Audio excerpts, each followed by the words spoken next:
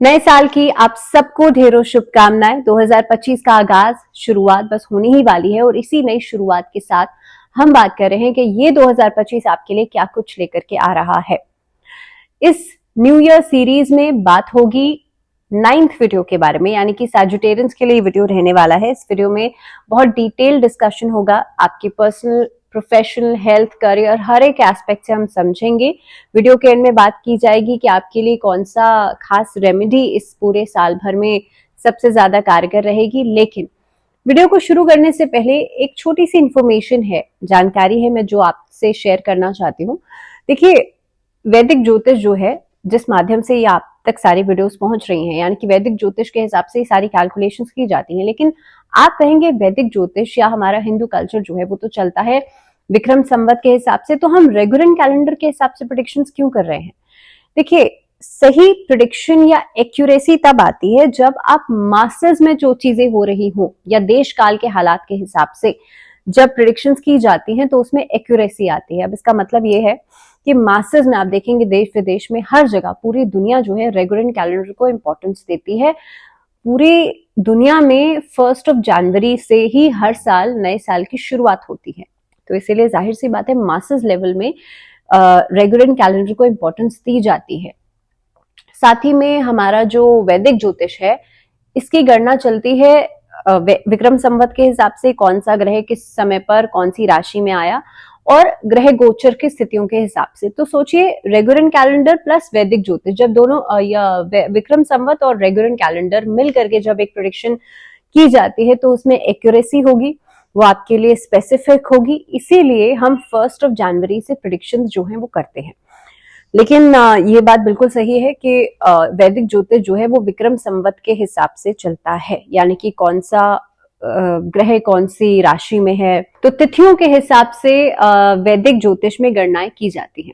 अब शुरुआत करते हैं आपकी प्रेडिक्शंस के साथ और सबसे पहले बात करते हैं कि धनु राशि वाले लोगों के लिए आपका व्यवसाय इस साल में किस तरीके के परिणाम आपको देगा साल की शुरुआत में। क्योंकि देखिए, कई सारे प्लैनेट्स जो हैं वो ट्रांजिट कर रहे हैं, शनि ट्रांजिट कर रहे हैं इस साल में जो देवगुरु बृहस्पति हैं वो ट्रांजिट कर रहे हैं और देवगुरु बृहस्पति 2 बार राशि परिवर्तन करेंगे अपना। इसके अलावा राहु केतु ट्रांजिट कर रहे हैं और ये वो प्लैनेट्स हैं जो कि लंबे समय तक एक राशि में रहते हैं। तो शनि तो लगभग 30 सालों बाद मीन राशि में प्रवेश करने जा रहे हैं, तो ये लंबा समय है। और खास तौर पर आप देखेंगे ये जो साइकिल रहेगा, क्योंकि ईयरली प्रेडिक्शंस के हिसाब से भी अगर हम बात करें तो 2025 जो है वो 9 नंबर को दर्शाता है और एक साइकिल में जो यूनिवर्सल नंबर्स होते हैं उसमें कंप्लीशन के रूप में इस साल को देखा जा रहा है, यानी कि 9 नंबर जो है वो नंबर्स का एंड है।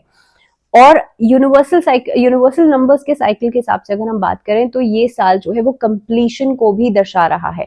अब आप लोगों के लिए कैसा रहेगा ये साल? सबसे पहले आपके व्यवसाय के लिहाज से बात की जाए तो मिले जुले परिणाम आपको देगा, क्योंकि एक तरफ जहां पर दशम भाव पर लंबे समय से आपके लिए राहु केतु का प्रभाव दिखाई दे रहा है, वहीं पर मई महीने तक लगभग, क्योंकि लंबे समय से राहु केतु है ही आपके उस हाउस में, और मई के महीने तक राहु केतु का इम्पैक्ट बना रहेगा। वहीं मार्च से लेकर के बाकी समय शनि का प्रभाव भी रहेगा। अब शनि जो है वो स्लो मूविंग है, डायरेक्ट भी हो गए हैं, तो डेफिनेटली इस अवधि के अंदर 1 जनवरी से लेकर के मई के महीने तक और मार्च के बाद तो और ज्यादा स्लो हो जाएगा। तो कार्य क्षेत्र में आपके लिए धीमी गति देखने के लिए मिलेगी। इस अवधि के अंदर आप कुछ भी कर रहे हैं, मान लीजिए आप कोई मीटिंग कर रहे हैं किसी के साथ, या आप कोई काम कर रहे हैं, आप कोई एफर्ट कर रहे हैं किसी काम के लिए, आप तो अपना काम कर देंगे लेकिन वहां से रिस्पॉन्सेज बहुत धीरे धीरे करके आएंगे। तो 2025 में अगर कुछ नया शुरू करना चाहते हैं, इस चीज को दिमाग में सोच के बैठिएगा कि वहां से रिजल्ट्स आपको धीमी गति से मिलेंगे। अचानक से कुछ नया सरप्राइज या कुछ मैजिकल नहीं होने वाला है। You have to wait till जो सैटर्न है, शनि जो है वो सेटल डाउन हो जाए, तो इसीलिए आपको थोड़ा सा इंतजार करना ही पड़ेगा। इसके अलावा जिन लोगों के ऊपर आप बहुत ज्यादा निर्भरता दिखा रहे हैं इस समय में, उनका सपोर्ट आपको कितने लंबे समय तक मिलेगा ये थोड़ा सा डाइसी है, तो इसीलिए पूर्ण निर्भरता किसी पर भी नहीं दिखाइएगा आप। इस अवधि के अंदर आपकी काम के प्रति रुचि जो है, एक इंटरेस्ट जो है वो कम हो सकता है, थोड़ा सा डिस्ट्रैक्शन रहेगा। बृहस्पति का गोचर आपके 7वें भाव पर रहेगा और खास तौर पर ये अवधि या ये गोचर जो है आपके व्यापार व्यवसाय को बढ़ाने में मदद करेगा। बुध का गोचर इस साल अधिकांश समय आपके लिए फेवरेबल रहेगा, तो कम्युनिकेशन वाले डिपार्टमेंट से अच्छा रहेगा। जो लोग स्पीकर्स हैं, जो लोग लाइजनिंग का काम करते हैं, कॉन्ट्रैक्चुअल कोई काम करते हैं, उनके लिए समय अच्छा रहेगा। लेकिन लगातार आपकी कोशिशें आपके व्यवसाय को बेहतर बनाने के लिए रहेंगी। बीच बीच में डिस्ट्रैक्शंस भी रहेंगे क्योंकि राहु केतु का इम्पैक्ट है।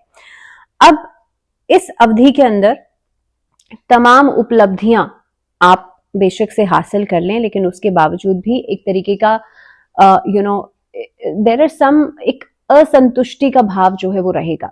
तो धनु राशि वाले लोगों को, जो लोग व्यवसाय कर रहे हैं, पहली बात तो हर चीज की योजना बना करके कार्य कीजिएगा। हर काम के लिए स्ट्रैटेजी बनाइएगा।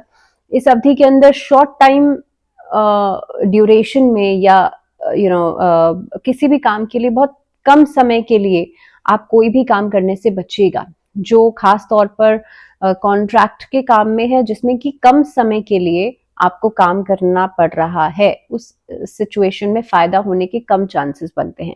दूसरी बात, डिसीजन मेकिंग भी कम समय के लिए मत लीजिएगा, यानी कि बहुत जल्दबाजी में कोई काम करने से बचेगा, क्योंकि देखिए शनि जो है ऑलरेडी स्लो मूविंग है, तो शनि आपके लिए कामों में धीमी गति तो लाएंगे ही लाएंगे, लेकिन जब आप जल्दबाजी में फैसले लेंगे, जिसके लिए राहु केतु का प्रभाव रिस्पॉन्सिबल डेफिनेटली है, तो ये आपके काम को जल्दबाजी से अस्थिर कर देगा। या हो सकता है कि बहुत फ्रीक्वेंटली डिसीजन लेने में आप ये करें कि भाई जल्दबाजी में फैसला ले रहे हैं, आप समझ ही नहीं पाए कि इसका आउटकम क्या होगा, या आप उस काम में कितनी मेहनत कर पाएंगे या नहीं कर पाएंगे। तो इसलिए किसी के दबाव में आकर के जल्दबाजी में फैसला करने से बचिएगा। अब बात करते हैं जो लोग नौकरी पेशा हैं, उन लोगों के लिए ये समय कैसा रहेगा। तो देखिए, साल की शुरुआत से लेकर के मई के महीने तक देवगुरु बृहस्पति आपके छठे भाव में रहेंगे। नौकरी के लिहाज से जो लोग कोशिश कर रहे हैं उनके लिए मददगार साबित हो सकता है। जो लोग किसी तरह की प्रतिस्पर्धा परीक्षा दे रहे हैं, यानी कि कॉम्पिटिटिव एग्जाम्स दे रहे हैं नौकरी हासिल करने के लिए, सरकारी पक्ष के लिए भी, उनके लिए इस अवधि में सफलता मिलने के चांसेस आपको बनते हैं। लेकिन ये टाइम ऐसा हो सकता है कि भाई आपको एक पोजीशन मिली, लेकिन उसके बाद दूसरी पोजीशन के लिए आप अचानक से आगे बढ़ेंगे या उसके लिए और एग्जाम्स देंगे। So there would be a possibility कि भाई एक चीज आपने हासिल कर ली, लेकिन उसके बावजूद भी एक असंतुष्टि का भाव रहेगा, जिसके कारण आप दूसरी पोजीशन हासिल करने के लिए आगे बढ़ेंगे। तो कहीं ना कहीं पे वो उपलब्धियां तो मिलेंगी, लेकिन आगे बढ़ने की जो भूख है, जो एक उत्सुकता है, वो बनी रहेगी। अब उसके बाद आपके लिए राहु का गोचर मई के महीने में काफी हद तक ऐसे संकेत कर रहा है कि, और ये राहु का ही प्रभाव रहेगा कि एक असंतोष जो है, आपके व्यवसाय की बात कर ली जाए, आपके नौकरी पेशा लोगों की बात कर ली जाए, दोनों तरफ दिखाई दे रहा है। मई के महीने के बाद राहु बृहस्पति दोनों का गोचर आपके लिए बेटरमेंट लेकर के आएगा, तो लगभग मई तक प्रॉब्लम्स रहेंगी। उसके बाद परिस्थितियों में धीरे धीरे करके सुधार आएगा। नौकरी में आप अच्छा तो करेंगे ही, लेकिन जो लोग खास तौर पे कुछ नया प्रयोग करना चाहते हैं, मान लीजिए नौकरी के साथ साथ कुछ नया काम करना चाहते हैं, आपके लिए समय अच्छा रहेगा। प्रमोशन के चांसेस बनते हैं मई के महीने के बाद लगभग, क्योंकि 18 मई को तो राहु का गोचर हो रहा है, तो उसके बाद लगभग आपके लिए जून ऑनवर्ड्स प्रमोशन के चांसेस बनते हैं।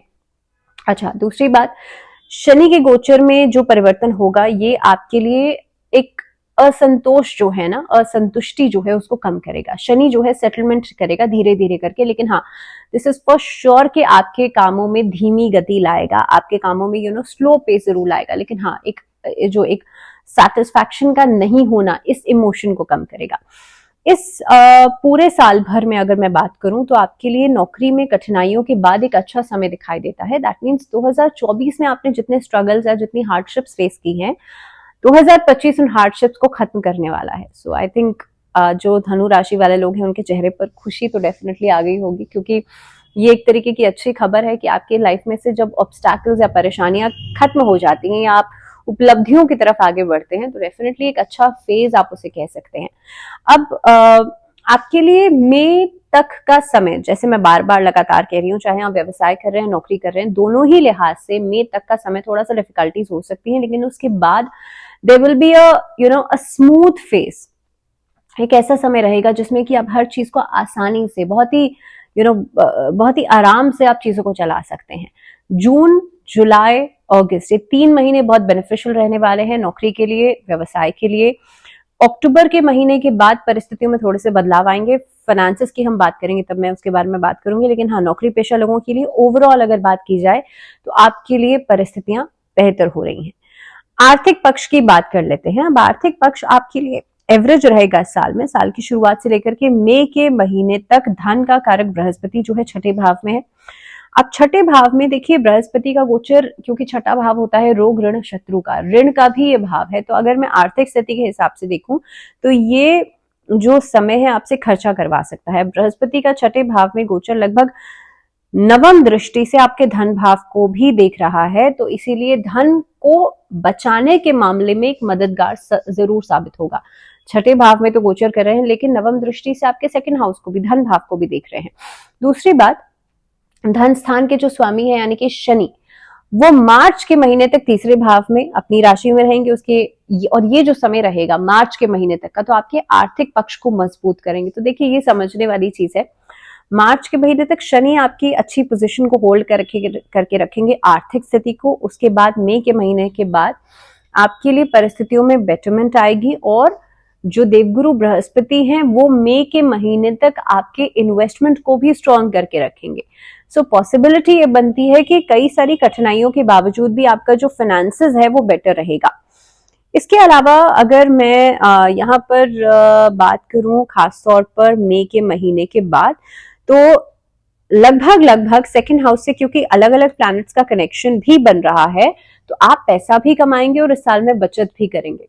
यानी कि ओवरऑल परिस्थितियां आपके लिए, अगर मैं खास एक मंथ की बात करूं तो अगस्त का महीना, अगस्त के महीने से लेकर के अगस्त सितंबर अक्टूबर, ये 3 महीने आपके लिए स्पेसिफिकली बहुत अच्छे रहेंगे पैसे की ग्रोथ के लिए। और इन द स्टार्टिंग फरवरी मार्च का महीना भी आपके लिए बहुत अच्छा रहेगा पैसे को इन्वेस्ट करने के लिए, यानी कि आप अलग अलग जगहों पर इन्वेस्ट करेंगे। तो ओवरऑल खर्चे इस साल में कम होंगे आपके, लेकिन जिनका राहु बहुत एक्टिवेटेड है उनके खर्चे बढ़ेंगे। तो it somewhere depends on your birth chart also, आपका जो लग्न कुंडली है उस पर भी काफी हद तक डिपेंड करता है। अब बात करते हैं आपके लिए लव लाइफ की। लव लाइफ इस साल भर में कैसी रहेगी? तो देखिए प्रेम संबंधों के हिसाब से थोड़ी सी कमजोरी दिखाई देती है, क्योंकि मई के महीने के मध्य में देवगुरु बृहस्पति आपके सप्तम भाव में चले जाएंगे। तो मई के महीने से पहले परिस्थितियां थोड़ी सी डगमगा सकती हैं। यहाँ पर आपस में क्लैशेस हो सकते हैं। अगर किसी के साथ लंबे समय से आपका रिलेशनशिप चल रहा है तो ये परिस्थितियां बन सकती हैं कि एक दूसरे के साथ कंप्लेन्स या एक तरीके का असंतोष जो है वो रहेगा रिलेशनशिप्स में भी। लेकिन मई के महीने के बाद आप किसी को मैरिज के लिए प्रपोज कर सकते हैं। लव लाइफ आपके लिए बेहतर होती हुई नजर आएगी आफ्टर मिड में। ओवरऑल एक अच्छा परिणाम आपको देगी। शुक्र की स्थिति जो है वो पूरे वर्ष आपके लिए अच्छे संकेत दे रही है, तो इसके हिसाब से भी आपस में बीच में रोमांस जो है वो बढ़ेगा। इनफैक्ट इस अवधि के अंदर जो लोग नए रिश्ते की शुरुआत करने के बारे में सोच रहे हैं, चाह रहे हैं कि दोस्त हुआ सिंगल और चाह रहे हैं कि वो भाई किसी नए रिश्ते में आ जाएं, उनके लिए फरवरी ऑनवर्ड समय बेहतर दिखाई देता है, लेकिन ये शॉर्ट टर्म रिलेशनशिप्स की शुरुआत करवा सकता है। अब साल के पहले भाग में खास तौर पर प्रेम संबंधों को लेकर के एक इनसिक्योरिटी का इमोशन भी रहेगा। सो जनवरी ऑनवर्ड्स ये चीजें शुरू होंगी, और आपके लिए मैंने कहा फरवरी के आसपास नए रिश्तों की शुरुआत हो सकती है, लेकिन ये शॉर्ट टर्म रिलेशनशिप्स हो सकते हैं। तो इसीलिए कोशिश ये कीजिएगा इस अवधि के अंदर आप बहुत ज्यादा किसी के ऊपर ब्लाइंड फेथ करने से बचें। ऑनलाइन डेटिंग में या ऑनलाइन चीजों में आप किसी से अगर मिल रहे हैं तो उस व्यक्ति पर अंधा विश्वास करने से बचेगा। एंड बी वेरी श्योर कि आप सबसे पहले समझें परखें, उसके बाद ही आप आगे बढ़िएगा। बात करते हैं वैवाहिक जीवन के हिसाब से पूरा साल कैसा रहेगा। तो जो लोग विवाह करने का प्रयास कर रहे हैं उनके लिए बहुत ही अच्छा रहेगा समय, क्योंकि देवगुरु बृहस्पति जो है आपके सप्तम भाव में आ जाएंगे, अच्छे परिणाम आपको देंगे। साल के पहले हिस्से में आपके जो प्रयत्न है वो हो सकता है उतना बेटर नहीं कर पाए, लेकिन जो सेकंड हाफ रहेगा वो डेफिनेटली आपके भाग्य को सपोर्ट करेगा, आपके शादीशुदा जीवन को सपोर्ट करेगा, और इस अवधि में मैरिज होने के चांसेस बनते हैं। तो जो अभी लव रिलेशनशिप्स में है, शादी करना चाहते हैं, उनके लिए अच्छा समय दिखाई दे रहा है।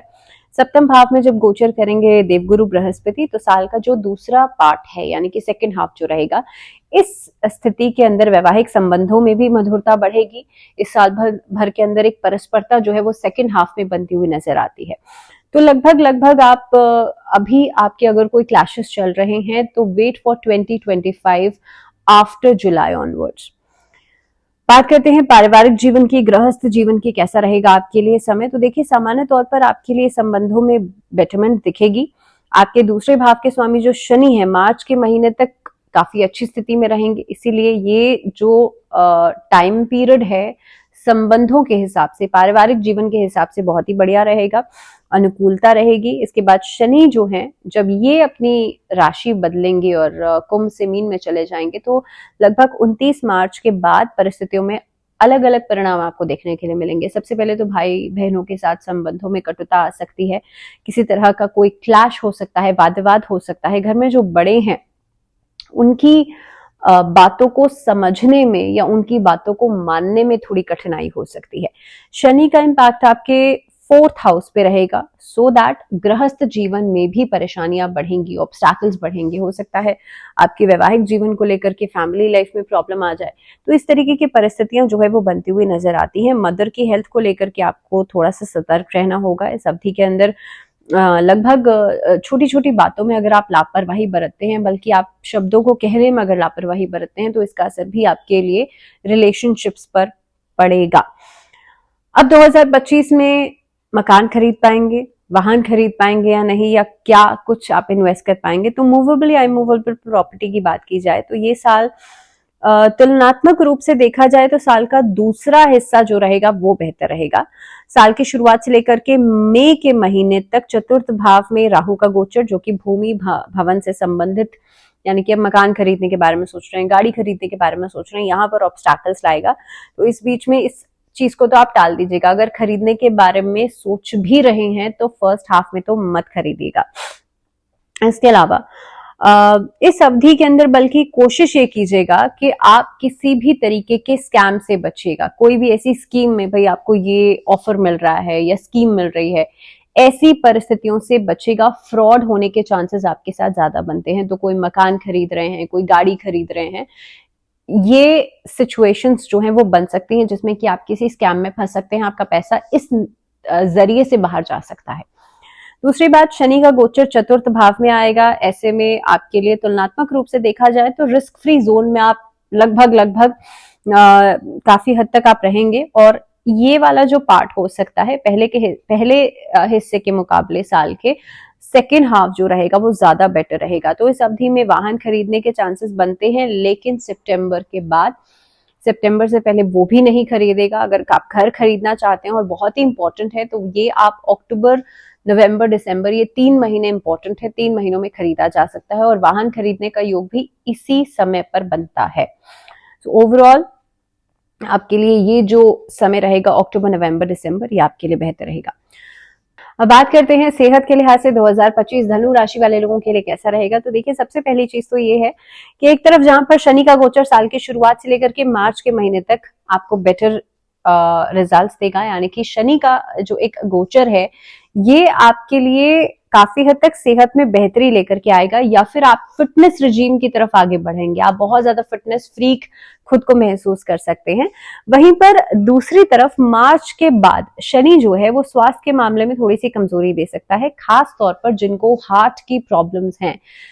मार्च ऑनवर्ड्स या लगभग 29 मार्च के बाद हो रहा है, तो आप अप्रैल ही लगा लीजिए, तो अप्रैल ऑनवर्ड्स आप सेहत के प्रति लापरवाही बरत सकते हैं, जिसका असर हृदय संबंधी रोगों के रूप में आपको दिखाई दे सकता है। तो इसलिए कोशिश कीजिएगा, आप मैं तो चाहूंगी पूरे साल भर ही आप अपने सेहत का ध्यान रखें, लेकिन हाँ बहुत इंपॉर्टेंट है कि आप इस अवधि में अपनी सेहत का खास ध्यान रखें। हालांकि मई के महीने के बाद राहु का इम्पैक्ट जो है चतुर्थ भाव से हट जाएगा, इसलिए परेशानियां कम होंगी, लेकिन मध्य भाग में लगभग साल के स्वास्थ्य संबंधी परेशानियां आपके सामने आ सकती हैं। मई के महीने से लेकर के बृहस्पति का गोचर आपके सप्तम भाव में चला जाएगा, वहां से बैठ करके आपके लग्न को देखेगा, तो लगभग आपकी समस्याओं को कम करेगा।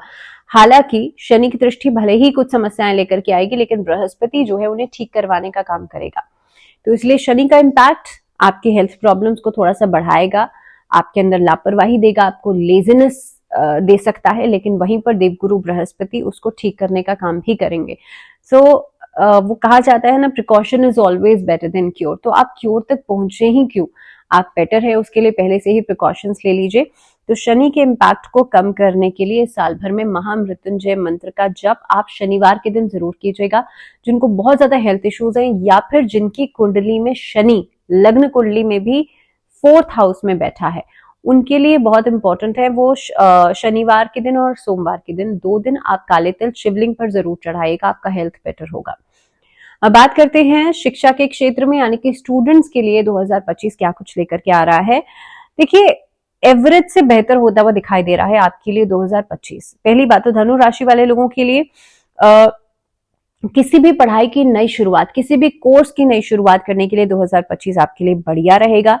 मई के महीने, साल की शुरुआत से लेकर के मई के महीने तक 6ठे भाव में देवगुरु बृहस्पति रहेंगे, तो प्रतिस्पर्धा वाली परीक्षाओं में आप भाग लेने में ज्यादा इच्छुक रहेंगे, वहां से आपको सफलता भी मिलेगी।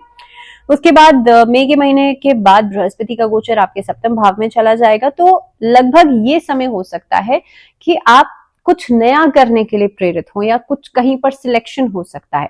सेकेंडली, यहां पर देखिए बीच बीच में शनि राहु का इम्पैक्ट भी है, तो आप सब्जेक्ट पर अलग अलग फोकस करने में थोड़ी सी प्रॉब्लम्स आ सकती है। यानी कि ओवरऑल देखा जाए तो उच्च शिक्षा की तरफ आपका कहीं पर सिलेक्शन हो सकता है, आप कोई एग्जाम क्लियर कर सकते हैं, लेकिन अलग अलग सब्जेक्ट्स की बात की जाए, क्योंकि शनि राहु का इम्पैक्ट तो बना ही हुआ है, तो इसीलिए आप देखेंगे कि किसी भी काम को एग्जीक्यूट करने में, पर्टिकुलर सब्जेक्ट्स को करने में थोड़ी सी दिक्कत आ सकती है।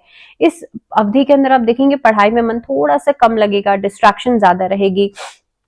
सो इनिशियल फेज में किसी एक चीज को अचीव करने के बाद अचानक से ओवर कॉन्फिडेंस की समस्या आपको परेशान कर सकती है। सो लगभग फर्स्ट हाफ आप लोगों के लिए बढ़िया रहेगा, प्रदर्शन अच्छा रहेगा, लेकिन सेकेंड हाफ में डिस्ट्रैक्शन बनेगी। इस पूरे साल भर में आपको क्या करना है? पहली बात तो भगवान गणेश की उपासना इस पूरे साल भर में जरूर कीजिएगा। जो बच्चे पढ़ाई में बहुत कुछ अच्छा करना चाहते हैं, पहले फर्स्ट हाफ में तो जो देवगुरु बृहस्पति हैं 6ठे भाव में रहेंगे, सफलता दिलाएंगे, क्योंकि यहां से कहीं ना कहीं पे आपके लिए सक्सेस दिलाने का या प्रतिस्पर्धा में आगे बढ़ने का काम कर रहे हैं, और हायर एजुकेशन के लिए भी समय अच्छा है। लेकिन उसके बाद जो डिस्ट्रैक्शन वाला फेज है, यानी कि आप इधर उधर भटकाव में जो रहेंगे, उसके लिए क्या कर सकते हैं? आपको आपके थर्ड आई चक्र पर, यहाँ पर ध्यान केंद्रित करते हुए, जो आपके सेंटर ऑफ योर आईब्रोज ये वाला पॉइंट है, यहाँ पर ध्यान केंद्रित करते हुए इसको यहाँ पर प्रेस करना है। अब स्टूडेंट्स हैं तो मैं सबसे ये नहीं कह सकती आप यहाँ पर सफेद चंदन लगा लीजिए या कुछ भी, आप बिंदी लगा लीजिए, obviously males can't do that. तो आपको सिर्फ क्या करना है, सुबह उठ करके ये वाला जो पॉइंट है इसको प्रेस करना है, just with a little press, आपको यहाँ पर हल्का सा प्रेस करना है और ओम का चांट करना है। ये आप कर लीजिएगा, यू विल सी कि आपका फोकस जो है वो बढ़ेगा, आपका कॉन्सेंट्रेशन एनहांस होगा। और इस टाइम पीरियड के अंदर जो राहु का इम्पैक्ट है उसे कम करने के लिए क्या किया जा सकता है? ओम का चांट करेंगे तो वैसे भी राहु का इम्पैक्ट कम होगा, लेकिन अगर किसी की कुंडली में चंद्रमा या राहु का कंजंक्ट है, चंद्रमा राहु एक साथ हैं, तो आप नमः शिवाय का चांट कर सकते हैं। अब बात करते हैं कि इस पूरे साल भर में भाग्य आपका कितना साथ देगा। तो देखिए, सबसे इंपॉर्टेंट, इस पूरे साल भर में धनु राशि वाले लोगों के लिए अच्छे प्रोस्पेक्ट्स बन रहे हैं। ऐसा नहीं है ये साल आपके लिए कुछ खराब है या कुछ नया लेकर के नहीं आ रहा है, बहुत सारी नई अपॉर्चुनिटीज लेकर के आ रहा है, बल्कि आपके धन भाव को मजबूत कर रहा है। इस साल भर में भाग्य आपका साथ दे रहा है 72%, और इसको और मजबूती अगर आप देना चाहते हैं तो छोटी छोटी रेमेडीज आप कर सकते हैं। लेकिन उससे पहले बात करते हैं कि कौन कौन से महीने आपके लिए स्पेसिफिकली बहुत अच्छे रहेंगे। तो इनिशियल फेज में बात की जाए तो फरवरी और मार्च, ये 2 महीने आपके लिए अच्छे रहेंगे, बेटरमेंट लेकर के आएंगे आपके जीवन में।